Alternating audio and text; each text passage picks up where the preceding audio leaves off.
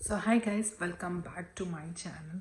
सो friends, आज हम बात करेंगे ऑस्ट्रेलिया में जो स्कूल फ़ी होती है, प्राइमरी और सेकेंडरी स्कूल फ़ी, उस बारे में हम बात करेंगे। तो गाइस, मैं आपको बता दूं कि जो ऑस्ट्रेलिया में प्राइमरी और सेकेंडरी स्कूल की फ़ी होती है, सो वो डिपेंड करती है कि आप यहाँ पे किस वीज़ा पे हो। जैसे अगर पीआर और सिटीज़न वालों के लिए पूरा टोटल फ्री रहता है, मतलब उनकी कुछ भी फीस नहीं होती है।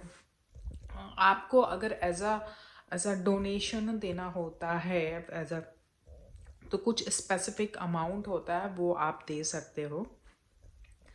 बाकी वो कुछ ऐसा आपको फोर्स नहीं करते हैं कि हाँ आपको इतना पे ही करना है, ऐसा कुछ भी नहीं होता है।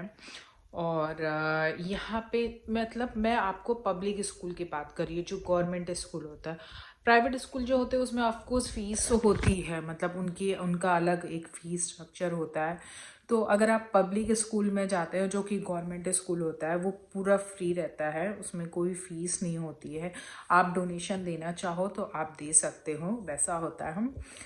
और प्राइवेट स्कूल में ऑफ कोर्स जो उनका डिपेंड, अलग अलग स्कूल होते हैं, अलग अलग स्कूलों में अलग अलग फीस स्ट्रक्चर होता है, प्राइमरी सेकेंडरी इवन किंडरगार्टन के भी उनके फीस होते हैं, मतलब 1100-1200 से शुरू होता है फीस स्ट्रक्चर। तो और जो गवर्नमेंट में होते हैं वो तो ऑफ कोर्स वो फ्री रहते हैं। और जैसे जो चाइल्ड केयर होता है यहाँ पे, तो चाइल्ड केयर में ऐसा होता है कि अगर आप हस्बैंड और वाइफ दोनों वर्किंग होते हैं तो उसमें कुछ गवर्नमेंट की तरफ से सब्सिडी मिलती है, तो कुछ डिस्काउंट मिलता है कुछ परसेंट का। तो वो काफ़ी हेल्पफुल हो जाता है, अच्छा खासा डिस्काउंट होता है, अच्छी खासी सब्सिडी मिलती है अगर दोनों पेरेंट्स वर्किंग है तो।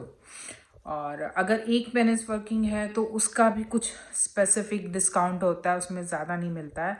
और क्योंकि उनका ऐसा है कि एक बंदा अगर घर पे है तो वो टेक केयर कर सकता है, तो इसलिए वो नहीं देते हैं। और आई थिंक वो सही भी है, उसमें कुछ गलत नहीं है। और फिर उसके बाद जब चाइल्ड केयर के बाद जब किंडर गार्डन में जो पब्लिक की किंडर गार्डन है, तो उसमें अगर आप डालते हैं तो उसमें जैसे 2 दिन 3 दिन का होता है और वो फ्री रहता है। उसका टाइमिंग रहता है 8:30 to 4:30 का होता है, और वो पूरा फ्री होता है, उसमें कुछ फीस नहीं होती है। एंड इनफैक्ट उसमें खाना पीना सब बच्चों को लेके जाना होता है घर से। तो और हाँ पब और जैसे जो प्राइमरी स्कूल होता है, सेकेंडरी स्कूल होता है जो पब्लिक है, उसमें तो ऑफ कोर्स फ़ी नहीं लगती। जैसे मेरी बेटी जाती है प्राइमरी स्कूल में, तो उसको कुछ भी फीस नहीं मिल लगती है, पूरा फ्री रहता है। इनफैक्ट जो पीआर और सिटीज़न होते हैं उनको गवर्नमेंट की तरफ से काफ़ी एक्स्ट्रा और भी फैसिलिटीज़ दी जाती हैं। और बहुत ही अच्छे पब्लिक स्कूल होते हैं यहाँ पे।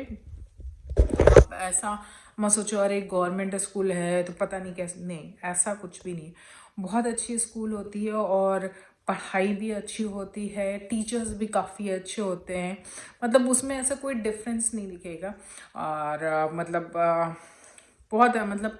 और एक्चुअली जैसे अभी मेरी बेटी जिस स्कूल में जाती है तो वो स्कूल पर्टिकुलर मतलब बहुत अच्छा है। यहाँ का प्राइमरी इस एरिया का, मतलब जिस एरिया में मैं रहती हूँ उस एरिया का सबसे अच्छा प्राइमरी स्कूल है। टीचर्स बहुत अच्छी हैं, बहुत सारी एक्टिविटीज़ होती है, मतलब आप समझो ना, स्पोर्ट्स की भी बहुत सारी एक्टिविटी होती है, पढ़ाई से रिलेटेड बहुत सारी एक्टिविटीज़ होती है, और एक्स्ट्रा भी बहुत सारी चीज़ें वो करते रहते हैं कि अगर आपको पार्टिसिपेट करना है तो। सो ऑस्ट्रेलिया में ना ये सब चीज़ें बहुत अच्छी हैं, बहुत अच्छी फैसिलिटी वो गवर्नमेंट प्रोवाइड करता है। अब जैसे मैंने देखा है कि यहाँ जैसे जो बच्चे बॉर्न होते हैं उन्हें जैसे जो अगर पेरेंट्स पीआर है, परमानेंट रेजिडेंस है पेरेंट्स, तो उनके बच्चे अगर ऑस्ट्रेलिया में बॉर्न होते हैं तो उनको सिटीजनशिप मिल जाती है। और मतलब ये है ही कि अब आपको नहीं लेना तो बात अलग है, बट वो गवर्नमेंट की तरफ से ऐसा रहता है कि उनको सिटीजनशिप मिल जाती है। और उसके अलावा अगर बोथ पेरेंट्स आर वर्किंग, मतलब उनका कुछ क्राइटेरिया होता है कि अगर बच्चा मॉम अगर वर्किंग है कुछ पर्टिकुलर टाइम के लिए, तो बच्चा होने के बाद कुछ उनको पेरेंटल लीव मिलती है। और उसके अलावा कुछ गवर्नमेंट की तरफ से कुछ पेरेंटल लीव का पेमेंट भी मिलता है। और बहुत अच्छा अमाउंट होता है गाइस, सीरियसली मैं बताऊँ, बहुत अच्छा अमाउंट होता है। और मतलब आप, मतलब मैंने ये चीज़ देखी है कि यहाँ की गवर्नमेंट ना काफ़ी ध्यान देती है, काफ़ी चीज़ें हैं जो मतलब मुझे पर्सनली बहुत अच्छी लगी कि इस तरीके की चीज़ें वो प्रोवाइड करते हैं। और मतलब मैं मतलब कैसे बताऊँ, जैसे मैंने हॉस्पिटल का यहाँ एक्सपीरियंस देखा है कि यहाँ पे मतलब इतनी अच्छी फैसिलिटी मिलती है। गवर्नमेंट जो ये इनका हॉस्पिटल है, और परमानेंट रेजिडेंट और सिटीजन के लिए ऑफ कोर्स पूरा फ्री रहता है। तो आप सोचो कि आपको फ्री में इतनी इस लेवल की फैसिलिटी मिल रही है, समझ रहे हो आप, फ्री में। तो वो बहुत मैटर करता है कि मतलब आपका एक पैसा नहीं लग रहा, ऊपर से इस लेवल की फैसिलिटी। मतलब वो लोग ना आपको ऐसे दिखाएंगे नहीं, अरे हाँ मतलब फ्री में है तो कुछ भी नहीं, बहुत अच्छे से ट्रीट करते हैं, बहुत अच्छी फैसिलिटी प्रोवाइड करते हैं। कि जैसे अब मैं स्कूल का ही देख लूँ, मेरी बेटी जाती है, उसकी फ़ीस नहीं लगती है। और इनफैक्ट गवर्नमेंट की तरफ से मुझे कुछ पेमेंट मिलता है जिससे मैं अपनी बेटी के स्कूल के ड्रेसेस वगैरह खरीदती हूँ। तो वो केवल परमानेंट रेजिडेंट्स और सिटीजन्स को मिलता है। तो मतलब आप सोचिए कितनी सारी चीज़ें गवर्नमेंट प्रोवाइड करता है, कितना फैसिलिटी प्रोवाइड करता है। वो बहुत बड़ी बात होती है कि मतलब वो मतलब मुझे तो पर्सनली मुझे ये सब चीज़ें काफ़ी अट्रैक्ट की यहाँ पे। और भी मतलब जब भी आप घर लेने जाते हो उसमें भी बहुत सारी चीज़ें गवर्नमेंट आपको प्रोवाइड करती है, जैसा कि परमानेंट रेजिडेंस हो और सिटीज़न हो। तो इन्होंने ना हर एक एक चीज़ में मतलब ऐसा बहुत सारी चीज़ें ये प्रोवाइड करते हैं अपने लोगों को। तो ना मतलब मुझे तो बहुत अच्छी लगी इनकी ये चीज़ें। और आई थिंक अभी हमें 2 साल ही हुआ है ऑस्ट्रेलिया में। और मुझे लगता है बहुत सारी चीज़ें अभी हमें और भी कुछ चीज़ें पता नहीं होंगी जो धीरे धीरे पता चलेंगी। यहाँ पे जो ओल्ड एज लोग होते हैं, जो रिटायर्ड होते हैं, उनको भी गवर्नमेंट की तरफ से फैसिलिटीज़ मिलती है। गवर्नमेंट की तरफ से फोर्टनाइटली कुछ पेमेंट आता है। मतलब हर एक लोगों का वो बहुत ध्यान देते हैं, और लोग फैसिलिटी लेते भी हैं काफ़ी अच्छे से। तो और इनका ना जैसे यहाँ पे अलग अलग कम्युनिटी सेंटर्स होते हैं, तो उस कम्युनिटी सेंटर्स में भी आप देखोगे कि जो ओल्ड एज लोग होते हैं, जो रिटायर होते हैं, वो लोगों का अलग एक ग्रुप रहता है और उनके लिए बहुत सारी एक्टिविटीज़ कराते हैं।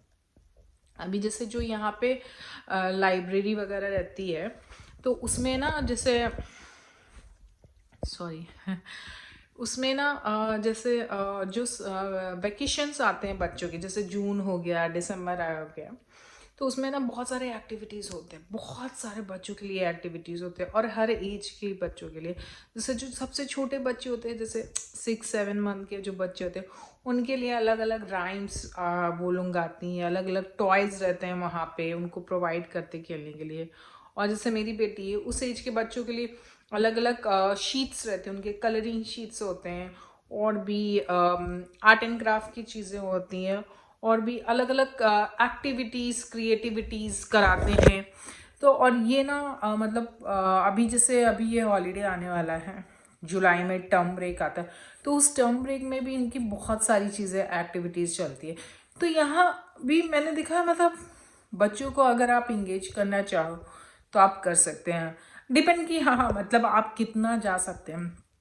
जैसे अगर दोनों पेरेंट्स वर्किंग है तो थोड़ा टफ हो जाता है कि हाँ वहाँ डेली जाना और उस चीज़ को एक्टिविटी में पार्टिसिपेट करना।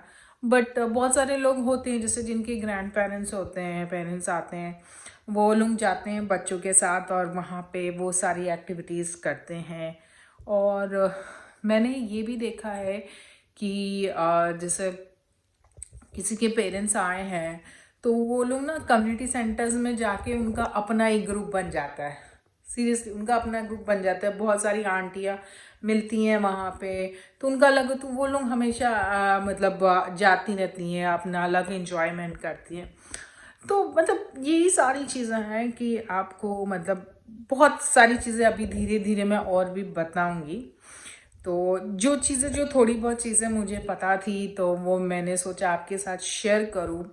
और अभी भी मुझे बहुत सारी चीज़ें नहीं पता है, बट थोड़ी बहुत जो भी चीज़ें मुझे पता हैं तो वो मैंने आपसे शेयर की। एंड बस यही चीज़ें थी। एंड आई होप आप लोगों को ये चीज़ें अच्छी लगी होंगी।